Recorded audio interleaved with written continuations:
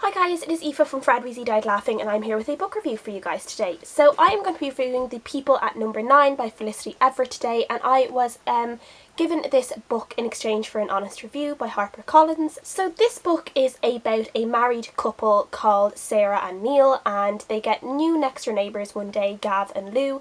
And Gav and Lou they're not quite like the ordinary kind of middle-aged married couple with kids, you know, doing their, maybe corporate jobs, office jobs kind of thing. Gav and Lou are more artistic people.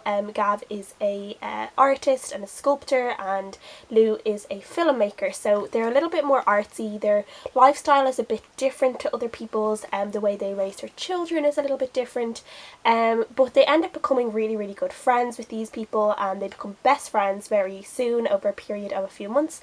They end up becoming best friends and they do a lot of things together, but slowly and surely kind of Sarah starts to doubt maybe the honesty in their friendship, and she kind of starts thinking that maybe they're being taken advantage of and they're just being used, and maybe they're just being told things that they want to hear, and it kind of comes out very slowly and surely, like all these different things that aren't quite right in the relationship, until eventually it kind of all comes to a head. So this is a pretty interesting book. It seems like it's going to be quite like thrilling. It's not quite a thriller. I would not describe this book as a thriller. I'm not really sure. It's not really a mystery. It's not really a thriller. I unfortunately wasn't a huge fan of this book. So immediately when you're reading this book, I kind of felt I didn't feel close to any of the characters at all. I actually didn't like any of the characters in this book throughout the book. I didn't think any of them were particularly nice people. Sarah, we're kind of getting everything from Sarah's point of view, and she basically comes off as very pretentious at first, and very kind of up herself. She has all these opinions about Lou, but then she ends up becoming enthralled very quickly under Lou's spell. Lou is exotic, she is new, and she's like the bright shiny new thing that Sarah seems to think that she has to claim before anyone else will claim her. This whole book kind of reminded me a lot of like high school drama. It kind of seemed like, Gav and Lou were the pretty new students in school, and Sarah felt like she had to become friends with them first, so like they would be her best friends and they couldn't be anyone else's best friends, and she was there first, so she was their proper friend, and she was very kind of jealous of anyone else in their life, or anyone else who was a little bit more in tune with them than she was. And I just felt like it was quite interesting. It was interesting to follow that.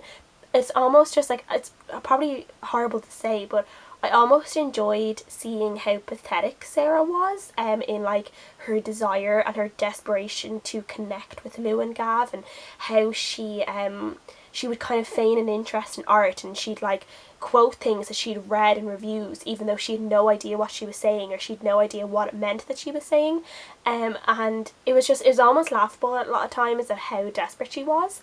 So I definitely didn't like her, as you can probably tell. I don't think she treated her husband right for the majority of this book as well. Her husband Neil he seemed to be a very nice guy. He was working hard for the family, providing for the family, and now Sarah did have a job. At the start of the book she had a job that she seemed to be happy in. She had her 2 boys, her children, she had her husband. They seemed to have a very happy marriage, a very happy home, a lovely home. So it's not like she seemed to be filling a void of anything. It's just, she just kind of got this obsession with these neighbours, and it didn't seem like she was really trying to replace anything or fill a void in her life. But I do think that she seemed to treat, as soon as she met Gav, she kind of instantly was really attracted to him, which for me didn't make that much sense, because she really knew nothing about him, and it was like straight away she was fantasizing about him, and I just thought that was kind of odd. And I would have liked that to have kind of come more as she got to know Gav better, and not straight away. But yeah, I did think that she treated her husband quite badly for the majority of the book, and for the majority of the book he seems like he's a really nice guy, and I just kind of got angry at her a lot for like the different thoughts that she would have about him. It's kind of one of those books that like you're really waiting for something to big explosion to happen, but it's a lot of really subtle things. We kind of, straight away you kind of get the feeling that Gav and Lou maybe aren't quite the nicest people that they portray they are. And you're not really seeing anything directly that they're doing, but even through conversation with different people or through different events, we kind of learn all the different things that Neil and Sarah are doing for Gav and Lou, and things they've done to help them, whether it's childcare or helping them fund different projects, and we are kind of seeing kind of the discrepancy and how much Neil and Sarah are giving into the relationship, and how little Lou and Gav are either giving back as well, rather than they're just kind of being the fun ones, but they're not really being responsible or really repaying kind of the money that Sarah and Neil are helping them out with.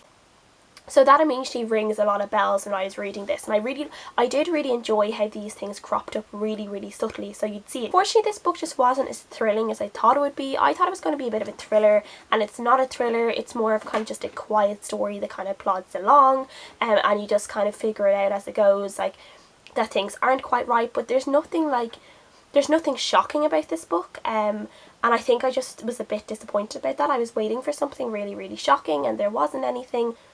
I would have definitely liked a bit more of an explosion at the end when some things come out, and I felt like everything kind of fell flat a little bit. I wasn't, as I said, I wasn't really thrilled throughout the entire book. I didn't find myself that entertained throughout the book, so unfortunately I did only give it a 2 out of 5 stars, but that is just more of my opinion. I just feel like I couldn't quite connect to the characters because they were quite different from like my own life. Like, these are middle-aged couples, and obviously I am not middle-aged, and I'm not even in a part of a couple. It's very different from like my life I'm living right now, so maybe that was why I couldn't connect with it as much. But I do think maybe other people will, people that like that kind of quiet story with all those subtle little things that are hinted through a thing that you have to try and pick up.